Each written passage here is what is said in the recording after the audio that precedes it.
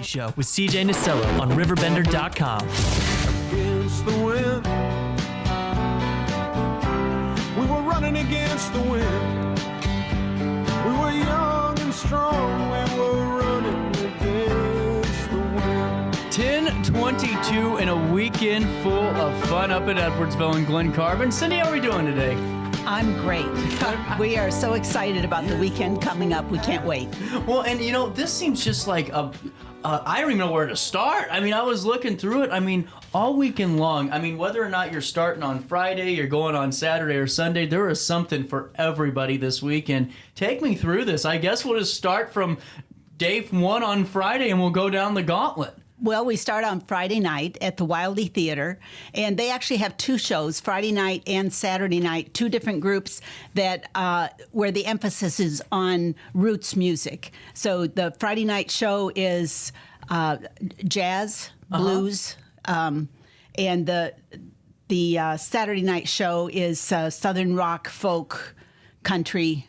Wow. So you got a little bit of different types of music, but both have in common that they're based on roots music. That's really cool. From American history. That's really cool. And I mean, I'm looking right here, Lil Ed and the Blues Imperials. I mean, that's Friday night at 8 p.m. at the Wildey Theater. And Wildey is just a great venue. I mean, really just beautiful. It's a wonderful venue. And I'm so glad that the city, after being closed for 25 years, they stepped in, bought the building, and completely restored it. And it's really a gem. It really is. And I mean, talk about a great way to start off the weekend with a great show, because I love blues too. I mean, just to have a nice concert, really just to get the weekend going. And then that takes us right through.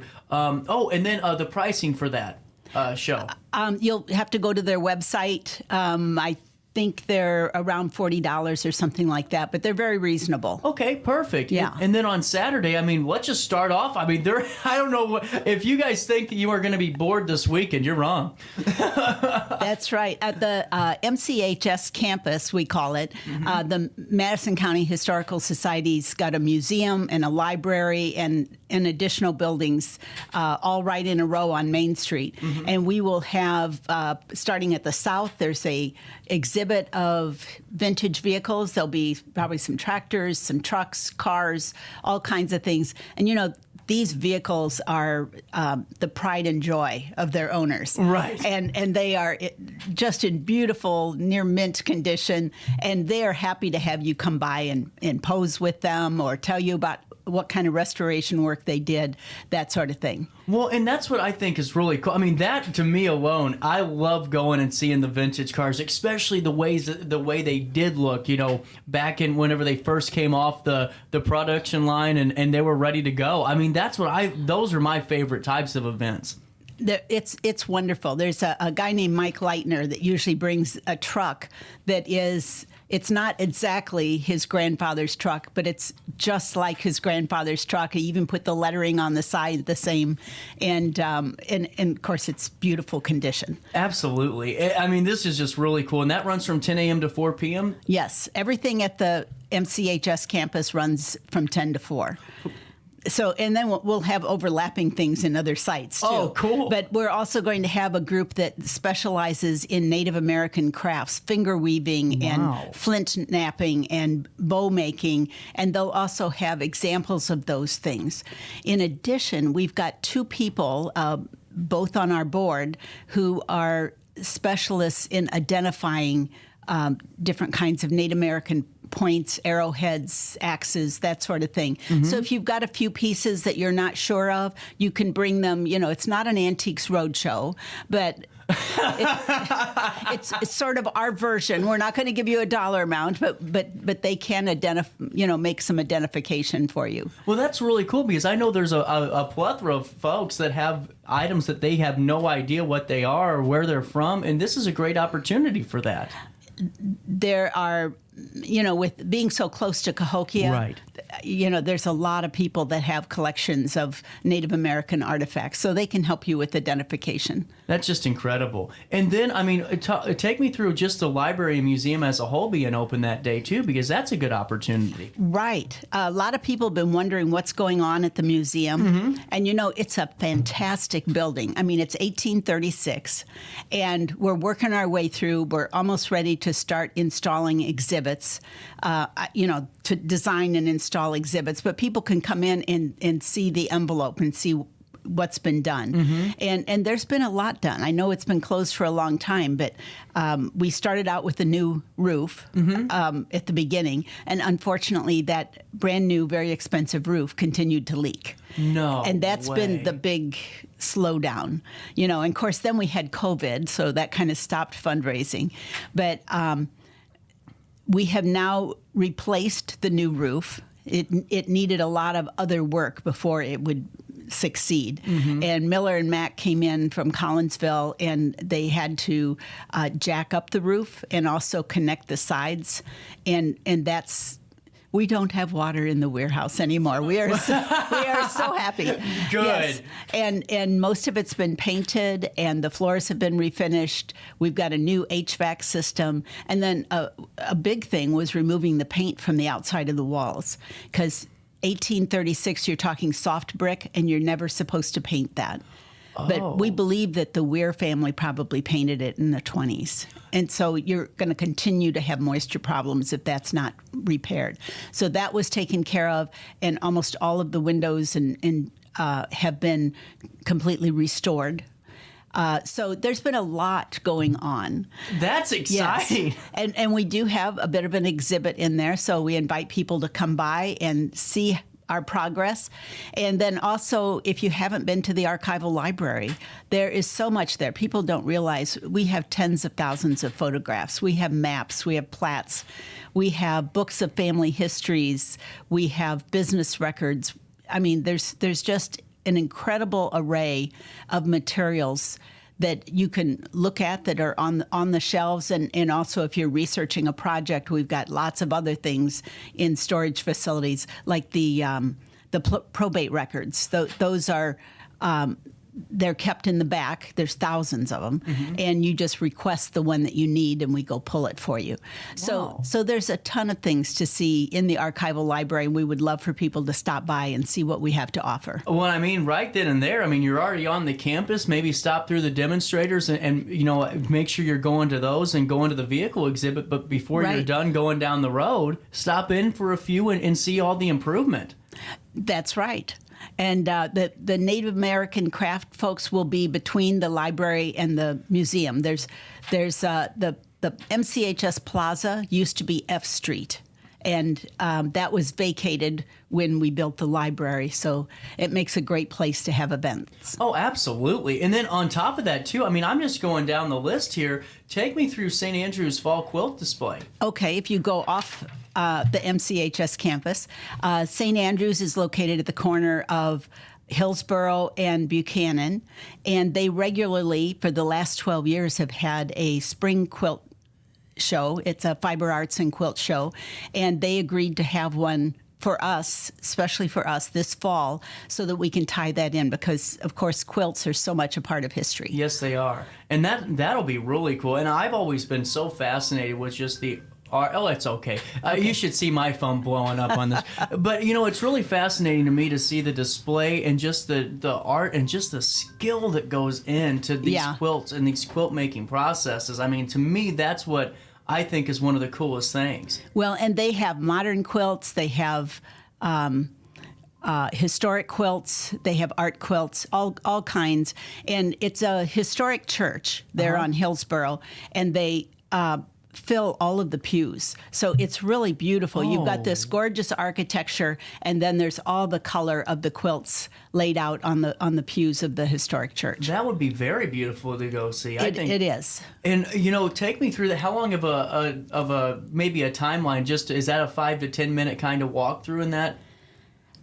I usually take about a half hour. Half hour, okay, that's fair. Because they also have people there that can tell you about the history of quilts and that sort of thing if you're interested. Yeah. You can either go and just look, or you can go and look and ask questions. Now, I like the asking questions. Yeah. I feel so bad every time I go on one of those tours when, like, my parents and I, the first time I went to London when I was playing soccer, and the second time we went over here, I feel so bad because I know these people are making their money whenever I'm there, because I'm asking every question I can ask, because you're only going to ask it, that couple of minutes you're there. Well, and speaking of money, so far all of the things on Saturday are free. Oh, wow. So there's no admission charged, and of course donations are appreciated, but we don't pay.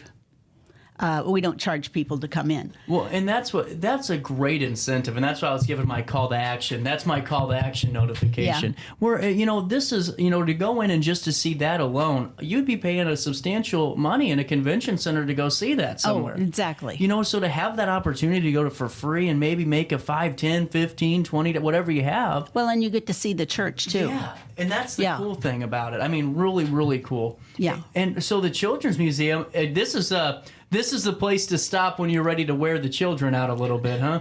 This will do it. Now, the Children's Museum itself in the schoolhouse, that you would still have to pay to go Right. to. But they're offering free outdoor games. And they've gotten some new games that they hadn't had before, but they're new old games. Ooh. So these date to colonial times. One of my favorites that I've done at historic places with my grandchildren is called the Game of Graces. And you basically have the two children, or more if you can play with more, have two sticks that are about like drumsticks. Mm-hmm. And then there's a hoop, a small hoop.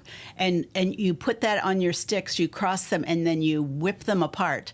And as you whip those sticks apart, it sends the hoop flying, and the object is for the person that you're playing with to catch it on their sticks, and then whip them apart to throw it back. So it's like playing catch with a hoop, but without using your hands to touch the hoop. Wow. So, and then they've got the old hoop and stick too, where you roll it's a much larger hoop. And at the same time, close by there, the Nickel Plate Station is going to be open. That is really a cool place. The Nickel Plate is just incredible, but there's still a lot of people that, because it's part of the Children's Museum, maybe they don't have children, they haven't been there yet. And this is your opportunity to just stop by and see what they did to the place. And it's wonderful. They have one room, the walls have the history, but then in the center of the room, they have all kinds of very creative, unique things for the kids to play with, and they love it. That's just incredible. And it seems like it's really structured to where, and maybe not in terms of geography, but just in terms of just what we're reading through, there really is something for, and even if you're going with a family of 4, just to go and make a few stops that pique, everyone's interest to make sure their interests are met. This is just a wonderful thing. And then taking a little bit of a field trip down the road to Glen Carbon at the Yonda Log Cabin Day. Take me through that too. Well, the Yonda Log Cabin has an interesting story. It was built, they think, sometime around the late 1850s by William and Anna Yonda. They were Austrian immigrants to the United States. They were fairly well off. He was a blacksmith. That was a very much needed profession at the time. And the Yonda family lived in the house for 3 generations until 1939. Well, over the years, they would be, another thing that I find interesting is that they had 10 children. It was a 2-room cabin with 12 people. So they had to get creative just trying to figure out where to have everyone sleep. Right. But in 1939, they moved out. And by that time, there had already been numerous additions put on the cabin and that sort of thing. Well, fast forward to 1989, and the fire department got a permit, and they were going to burn the building. The exercises demonstration that are often done. It gives them practice and that sort of thing. Well, there was a lady on the Historic Preservation Commission, and Joan Foster, and she thought she remembered it looking like something else when she was a little girl. And she was curious enough that she got some of her group, and they went to the cabin before the demolition, and they tore off some of the siding, and there was the log cabin underneath. And it took 3 years, and in an effort led by the Williams, Joyce and Bob Williams, they restored the cabin, researched the cabin, and it's just beautiful. They use it now for special events and school tours and all kinds of things. But it came so close to being toast. It's really a remarkable story that was saved, and it's been beautifully restored. The main difference in the cabin, opposed to what it would have looked like originally, is it is just one room, because they were two really small rooms. But Glen Carbon has done a lot with their history. They've also got their museum up on the hill. That was the former schoolhouse. Samantha was just here about a month or two ago talking about some of the things they have going on. And I think it's so cool that there's so many individuals in different towns and villages and cities that are doing the most they can to preserve our history, because if we don't, then it's going to be gone. I mean, exactly. It's just simple. And as the County Historical Society, we try to promote things that are saving history all through the county. And that's what I think you guys do such a great job of. It's not ever really focused in one area. It's really you guys really disperse this really evenly. Make a concerted effort to do that. Yes, you do. Because we do represent the entire county. Absolutely. And then going up to this, I am so curious about this. Voices of Our Past. Take me through this, 11 a.m. to 2 p.m. It's 11 a.m. and 2 p.m. Oh, and 2 p.m. Yeah, it's two different shows. Okay. And, you've got your vintage voices here, and it's a similar program to that, or was in the past. Mm-hmm. Last year, the Edwardsville High School alumni players volunteered for the program. And I tell you, they have a depth of talent that is just incredible. They did a Route 66 show in June that was just fabulous. Mm-hmm. And they are doing the Woodlawn shows. And what it is, you arrive at 11 o'clock and you have a guided tour of the grounds, just with a docent, just pointing out interesting features. But then you go to a tent show that is an hour-long program with music and song, where the reenactors are representing people that are buried at the cemetery. Oh, wow. Several of them lived on St. Louis Street, just down the road. And there's some very interesting characters this year. One of my favorites is Phoebe Montgomery. She was very controversial. Ooh, tell me more. Well, she was a horsewoman, and she never married. So, that alone. A horsewoman that never married. Red flag back then. That was then. a little scandalous for its time. Right. But she was always getting into situations that made people talk, let's say. And I've heard so many stories about her. I heard that she talked this man into being her driver, and the deal was, and she was quite elderly at the time, and the deal was that he would drive for her for free, but then when she died, he could keep the car. She outlived him. So, and she had a horse that called Joe Joker. That this was harness racing. Joe Joker didn't need a driver. They just put Joe Joker in the race, and he would often win. Oh my God! So she was the daughter of Nelson Montgomery, that where Mont Station is named for, Montgomery Station, and after her father died, she and her mother got a house on St. Louis Street. And she had a sister that was on St. Louis Street also. And as a matter of fact, her brother-in-law is going to be in the show also. That's really cool. As well as James Brown and Henry Barnesback as her brother-in-law. They were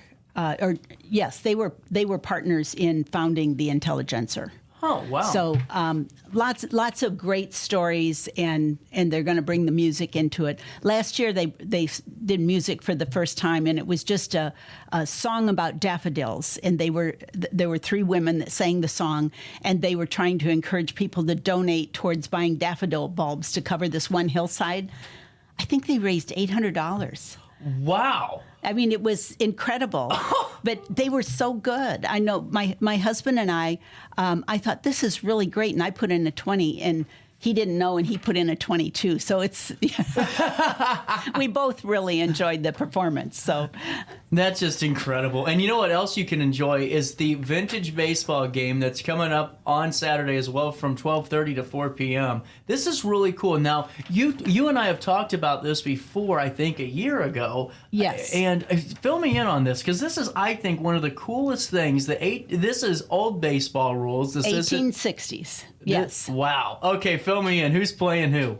Well, we've got the Belleville Stags are coming back. If we've got the Belleville Stags, that way we can serve stag beer. Yep. And they are playing this year the Lafayette Square Cyclone Baseball Club. Wow.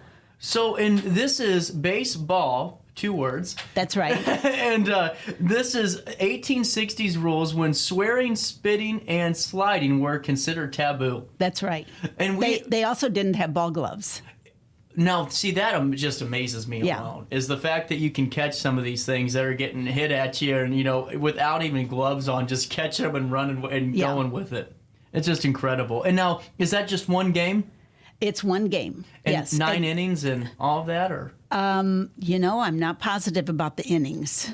That's something I forgot. You know what's funny? I think I have a note on because I have a note of past interviews and things I would ask again. And one of them was that question. I forgot to ask you then. Well, both teams have wonderful websites that you can go to, cool. and they give you the whole history of the 1860s rules so that you can see how they differ from today. Wow. We'll have a batting practice from 12:30 to 1. That the kids can enjoy. We do ask for a donation if you participate in that, but it's optional. Right. But the game is free. I should mention that the Voices of the Past, that is a ticketed event. Oh, okay. Where can we find tickets? At the Woodlawn Cemetery website. And that's woodlawnedwardsville.org. That's woodlawnedwardsville.org. I promise I get paid, Cindy. I promise. Oh, yeah? Woodlawnedwardsville.org. Woodlawnedwardsville.org. $20 for adults, $10 under 12. That's really affordable. Yes, and worth every penny. Oh, yeah. And it seems like it, too. It truly does. They put on a very good show. Well, and with that being said, too, talking about a good show, how about you end your night with a good one on a Saturday night at 7:30 p.m. with Hartsfield? I love it. I think this is going to be a great show. Fill me in on this one. You kind of bookended, you talked about it a little bit earlier. Take me through Hartsfield. Well, they're the group that does Southern rock, country, folk, a combination. So they're hitting on several roots genres for the Living History Days. Wow. It's going to be a great, and honestly, they have a pretty good catalog of music with them, too. I mean, This is a good show. It's going to be a great performance. And then, why don't we do this? We'll take a pause. I got to take one last break. Well, 2 more breaks. I got to take one last one in this one. Why don't we come back? We'll talk about Sunday. We'll talk about anything else we need to fill our audience in on, and then we'll recap this really great weekend that's coming your way. This weekend. We'll have more information right around the corner after a quick break in downtown Alton. Welcome to Evergreen Place, a community that embodies joyful living, independence, and financial freedom for seniors. If you're looking for a full day of activities or to relax in your apartment, we have you covered. Located on the Alton Memorial Campus. To know us is to love us. Experience the difference at Evergreen Place.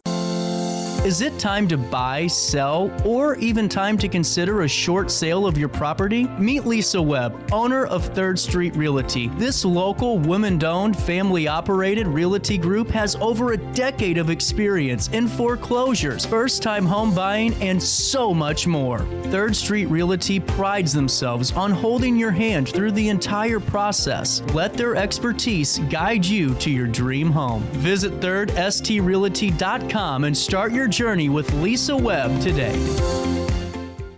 Do you need to declutter your space? Time to call me, the Queen of Junk. Since 1993, we have grown to be the leader in residential, commercial, and property management junk removal. At Sparks Junk Removal, we are eco-friendly. We recycle, donate, or repurpose items back into our community. Trash is our last resort to the landfill. Plus, with our all-inclusive service, our crews handle everything from labor to lifting and landfill fees. Give us a call or visit our website, sparksjunkremoval.net, to reclaim your space today. With over over 20 years of experience, Wilson's Tree Service has the expertise to handle all of your tree care needs. Licensed and fully insured, their team of experts are dedicated to providing reliable service. Plus, with a 24-hour emergency service line, Wilson's will always be there for you. Don't risk tackling that timber by yourself. Trust the local professionals at Wilson's Tree Service. Visit treeservicealtonil.org to get started today.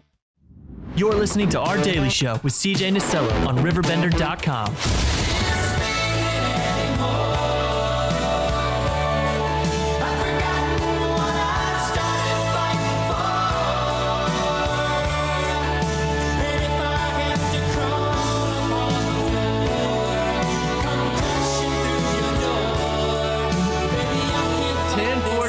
There you go. 10:46 is the time. Don't mind us. We're just taking care of a little bit of business. 10:46 on this 4th October day. And boy, the fall weather is coming. We got like 12 hours, Cindy. We got 12 hours until 60 degrees.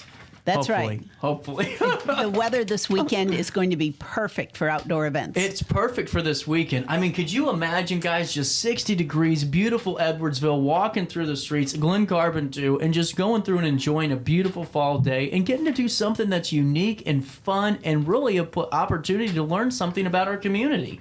I think it's cool. Coming up on Sunday, the Nickel Plate Railroad Station going to be open from 1 to 4 p.m.? Yes. And it's open on Saturday from 10 to 2 also. And that is at no charge. Normally you would have to pay to get in as part of going to the Children's Museum, but we want especially adults that haven't had a chance to see it to take a look. Absolutely. And then this is unique. Now you're going to have to help me with this C word here over here because I think of Chautauqua. That's what it is, a Chautauqua. No way! I can leave. I'm done for the day. Chautauqua with Abraham Lincoln and friends. Fill me in on this. This seems really cool. Well, we've done this a couple of times now, and Chautauquas they're named after Lake Chautauqua in New York, where there was a Sunday school camp for many years, and people would go to this summer workshop, and then they started making it a traveling assembly, and each event, it would go from town to town. And there's a lot of people that you've heard of, like Mark Twain, Teddy Roosevelt. I mean, humorists, authors, teachers, preachers, politicians, all kinds of people participated in them. And they lasted until about the 1920s. They started to fade off, but now you have people like us that are doing some revivals. So this year it's Abraham Lincoln and friends, and Abe will be there. Mary decided not to come. She was going to, but she decided not to come. And then there's Frederick Douglass. Wow. And Susan B. Anthony. Wow. And all of the folks that are doing the reenactments are people that have done these characters for many years in diverse places, including the Abraham Lincoln Museum in Springfield. They can just inhabit the character. Well, and they're very good. You got to be good at those roles, especially such notable figures too in American history. Exactly. I mean, that's a tough one. Now, how long does that last for? That's from 1 to 4. Because in between these folks speaking, there's the gospel singers, there's the EHS a cappella singers, and there's also the EHS orchestra. Wow. And then on the grounds, we've got several booths, vendors, if you will, plus a couple of food trucks so that there's food available. The biggest vendor is the MCHS Book Fair, which actually will spread out like the equivalent of 3 or 4 booths. Wow. So, and we'll have all kinds of used books, but primarily a focus on history. So if you enjoy history, this would be a great place for you to come looking for books. Well, if you want history, just stop by all weekend long because you guys are pulling out all of these stops for this. And I actually love the book fair edition, or the book fair edition of this. That's a really cool thing. Well, we had books at the last one.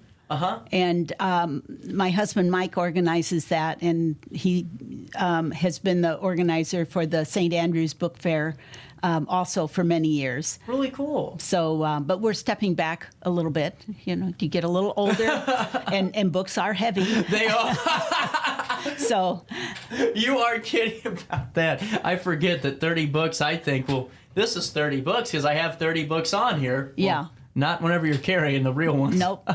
So, fill me in again. So, this is Living History Days Festival, and this is going to be a 3-day event, October 6th through the 8th. And I can read upside. In my animated fit, I lost my paper, so I had to read yours upside down. But do you need some help? Thank you. Living History Days is a 3-day discovery event and family fun event all weekend long with music, vintage baseball displays, the Chautauqua performances, crafts, antique cars, quilting, you name it. And you get to go through a lot of the really cool landmarks through the Edwardsville, Glen Carbon area. What's the best way, Cindy, to stay up to date on Living History Days Festival? We have everything posted to our website. We've got a Facebook page that's got a little more detail on each thing. Mm-hmm. Those are the two best ways, or you can call us. Our website is madcohistory.org. Awesome. And then I wanted to talk also about the Peering into the Past paranormally at Mineral Springs Mall. Fill me in. We have that coming up on October 21st. And I have to say, this group, the Midwest Paranormal Investigators Consortium, this is the second year that in October they have held a fundraiser for the Madison County Historical Society. That's really cool. I mean, they do all the work. I mean, they're just so generous to do this, and they give all of the proceeds to the Historical Society. That's incredible. Now, what's the best way to find information on that? When does that happen? They have the tickets are available at Eventbrite, and they're $40 a person. Mm-hmm. And you come at 8 p.m. and it lasts till 1 a.m. And so you'll get tours. There's a interactive tour, a ghost hunt, refreshments, and door prizes. And it's all it's called A Night at the Mineral Springs Hotel. And I'm telling you guys, Here in Alton. If you haven't walked Mineral Springs when it gets a little bit darker outside and it starts to turn into the night, it's an experience. Yes. It is an experience. And then wanted to fill our audience in on this too, this dining in history. Now, invitations for the members just went out, but is this open to the public? Yes, we do sell tickets to the public also. Every year for our annual meeting, we dine in history. So we find a historic place, often a place where you normally wouldn't get a meal. Mm-hmm. Not always, but a lot of times. And that's where we hold our annual meeting, and we'll have a program with it and that sort of thing. Just as an example, when the courthouse celebrated their centennial, mm-hmm. we had our dining in history in the center of the courthouse. Wow. That's cool. And they let us take our phones in, too. But it was a great evening, and Mark Von Ida gave a program up in one of the courtrooms. We did one at the Wilde Masonic mm-hmm. Hall in Highland. I mean, we've gone all over the county. We did one at the old Mineral Springs in Grant Fork. Oh, wow. That restaurant, the restaurant that is there now in Grant Fork has been there since 1895. But it used to be surrounded by a hotel and cabins, and it was a whole retreat thing where people used to come and take the baths and all of that sort of thing. But we had people stationed in like 4 different places around the grounds where you could just walk from place to place and learn about it. And so that's what we like to do. So with this one, we're going to be at the old Wicks factory in Highland, which is now a event venue. Mm-hmm. But if you know where to look, you can find where, this was the mill room. And it's fascinating to learn how they went about converting this. There was asphalt on the floor of that room, and they were able to get that up and restore the wood. Wow. And it's a beautiful event space. And that is a hall that is large enough for dancing and a live band and that sort of thing. Then they have another room that I call it the speakeasy. They call it the Gatsby room. And it's a little dim. It's got a bar, lots of leather furniture, and that sort of thing. And that's going to be our kind of a meeting place before our event. Wow, that's cool. So people can meet at the bar, and they'll take tours of the building. It's 87,000 square feet. They have numerous halls. And then after a nice luncheon, there's a gentleman that plays the organ over at the Fox Theater is going to give us a program on the organ that they have there. And that's kind of fascinating, too, because it's a theater pipe organ. And it was in a building where it needed to be removed, so the company shipped it back to Wix, and Wix was storing it for years. And then when they sold the building, it's like, well, what are we going to do with this? And the guy said, well, if you fix it, you can have it. and so they raised the funds to have it restored, and now that theater organ is there at the facility and in their grand hall. And it's just wonderful. And this gentleman that plays it, Dave Stevens, you have to be able to play. He learned to play by ear, and that's really for somebody that played for the silent movies. You had to be able to do that. Wow! So you can just take off in any direction at a moment's notice. So anyway. That's pretty impressive. He's going to give us some of the story behind the organ, show us what it can do, that sort of thing. So it should be really interesting. I'm telling you what, all of these events are just really cool, and I'm really happy to have you on to talk about them. So thank you so much for filling us in today. I'm happy to do it. Awesome. For more information, madcohistory.org. That's madcohistory.org. Renew or start your membership today. We appreciate it. Take a quick break. We'll come back and wrap up the Wednesday morning that was after this.